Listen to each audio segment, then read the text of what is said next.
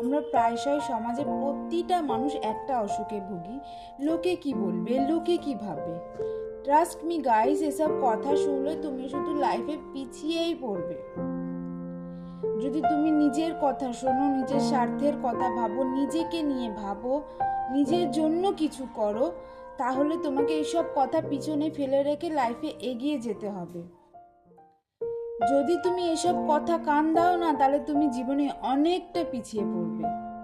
আর যদি এসব কথা পিছনে ফেলে লাইফে এগিয়ে যাও, নিজের জন্য কিছু করতে চাও, তাহলে জীবনে তুমি সাকসেস পাবে।